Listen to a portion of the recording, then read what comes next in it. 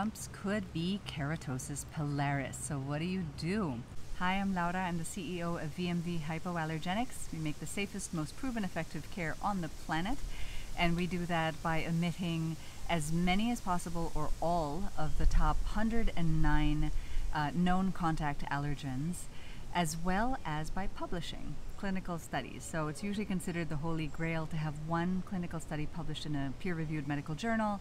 Thanks to my mother, who's our founding dermatopathologist, we have over 75. And today I'm going to be talking to you about keratosis pilaris, which is a condition that I think some people tend to confuse with acne because they're tiny little bumps that often appear on the back of the arms and other places of the body. Before we get into that, if you like our content, leave a comment with questions that you might have or suggestions of topics for us to cover. Also, don't forget to click subscribe and the little bell so you don't miss notifications. Keratosis pilaris appears as sort of tiny dot-like bumps, usually on the back of the arms and other places of the body. It makes your skin look like chicken skin or goose bumps. Pretty common worldwide. It tends to affect adolescents 50 to 80%, less so adults at 40%, and rarely for kids. It's often a genetic condition. How it happens is there's a buildup of keratin around individual hair follicles. That's basically what happens. And often there's a hair that is unable to reach the surface and break through the KP bump. So KP is usually associated with really, really dry skin. That's why it's interesting to talk about, because I think because they're bumps, people tend to think of them as acne, but they're actually really associated with very, very dry skin, xerotic skin, as they say, atopic dermatitis, ichthyosis vulgaris, and similar really, really dry skin. So it's not actually an oily skin condition, which I think a lot of people tend to confuse it for.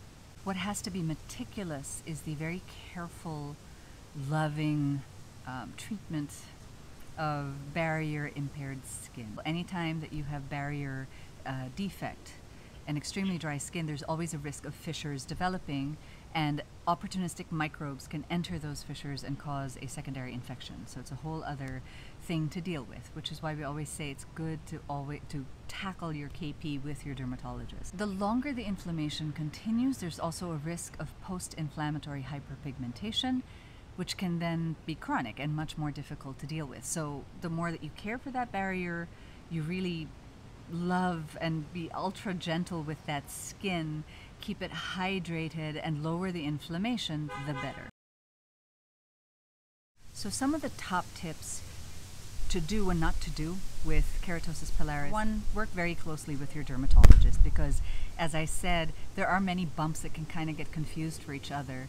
There's sweat acne, which is a misnomer. It's actually malassezia folliculitis, which is a folliculitis, not an acne. And there are other bumps that can happen on the face and body. Keratosis pilaris does need management with your doctor, especially if there are also other things to consider, like contact dermatitis and other conditions.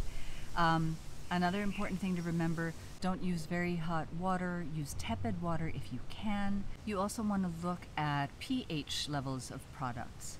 You want to stay within sort of below neutral. The skin is naturally slightly acidic. It has an acid mantle that's important for its maintenance and care. So the products you want to be using are towards the lower end of the pH, nothing too acidic, but 4.5, 5.5, maybe 6 at the most. Avoid bar soaps because of the way they're made. Bar soaps tend to have very high pH levels, which in and of itself can be denaturing to skin, especially because, as I mentioned, the skin is slightly natural acidic. But especially for KP, for keratosis pilaris, which is very dry to begin with, you want a very gentle cream or liquid cleanser. A nice tip that some doctors like is a baking soda soak. Again, don't do this though without your doctor's real careful guidance, because there can be some issues with baking soda and absorption. After you do your soak with baking soda, you would immediately follow with a slightly acidic moisturizing cream that can really soften everything and make everything look good right away. But this is sort of a feel-good thing to do Daily maintenance and prevention is really important. Be extremely gentle with your skin. Prioritize allergen-free and irritant-free products because, again, you want nothing to add additional stress or inflammation to this dry, xerotic skin. Try to really avoid itchy, scratchy friction. The point is to be gentle, gentle, gentle with the skin. So specifically, some of the things we would recommend. So we would start with bathing. We have a product called Clark Wash, Essence Clark Wash, which is an allergen-free wash, which is wonderful and gentle. Even gentler is the Coo and Clean Coo and Clean Mom and Baby Wash from our Grandma Mini line, and it is extremely gentle. So no common allergens. Everything we make pretty much is allergen free, particularly for sensitive and dry skin conditions like keratosis pilaris. So we would recommend this for daily cleansing of the area. Don't use a scrub, don't use a pumice stone, don't use a very rough washcloth. Just a nice, gentle liquid wash like Coo and Clean Mom and Baby Wash. Another big thing about keratosis pilaris is the barrier damage that can happen. So again, this is why you want to be extra, extra careful with this type of skin. So after bathing, you would follow it with a really nice barrier repairing moisturizer like Mommy Coddling All Over Lotion.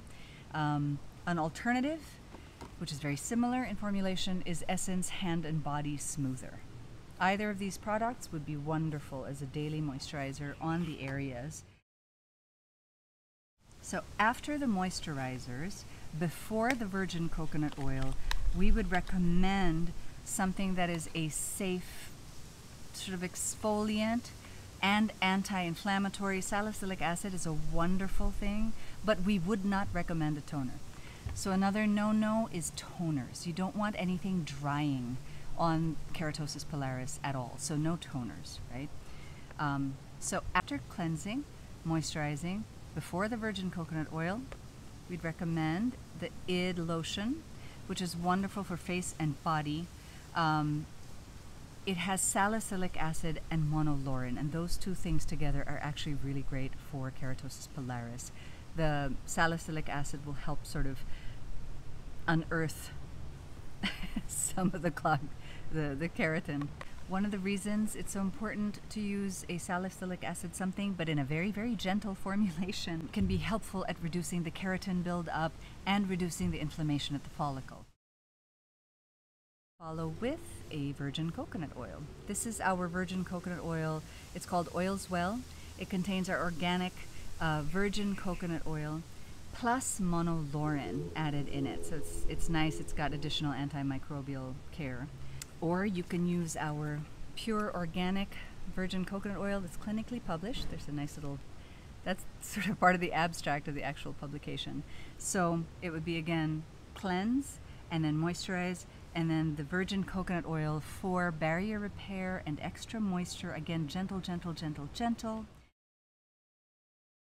Some of the other things that you can use would be the Red Better Daily Moisturizer, which is also anti-inflammatory, which is great for the skin condition. And if it looks like you need extra care, absolute favorite, the Big Brave Boo Boo Balm, which is wonderful for this condition again. So if you notice some worsening, this is a good one to reach for. And the Red Better Calm the Heck Down Balm as well.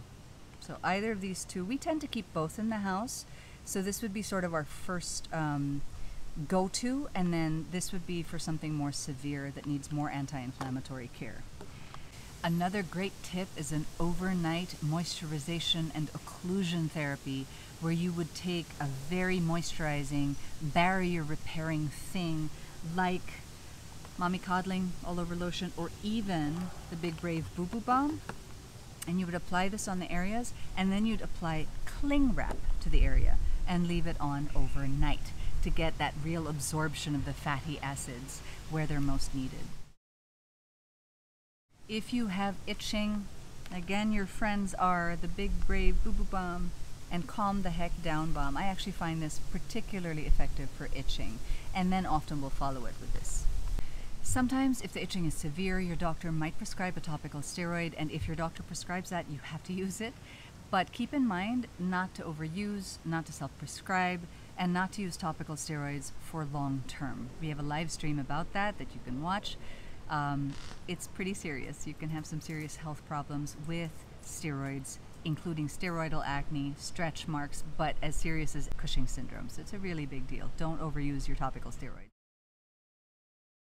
And then we would recommend ending with an Armada Sun and Light Screen. Again, very, very gentle, ideally purely mineral. So we'd recommend the Armada Post-Procedure Barrier Cream, or, and this is my personal stock, so it's also really beat up, is the Armada Baby. Either of these products would be great to end your regimen for keratosis pilaris. In summary, bathing extremely gentle. Try Kuin Clean Mom and Baby Wash, and then daily moisturizing would be Mommy Coddling All Over Lotion or Essence Hand and Body Soother, followed by the ID Clarifying Lotion, followed by coconut oil, either oil's well, right, or no oil, and then Boo Boo Balm if you need it, and then your daily sun and light screen. Right. For more acute flare-ups, you would use Big Brave Boo Boo Balm or the Red Better Daily Moisturizer, and if there's itching, the Red Better Calm the Heck Down Balm. And if your doctor prescribes steroids, then please use them, but use them properly. No longer usually than 2 weeks at a time. Don't use them as a daily moisturizer for long-term use.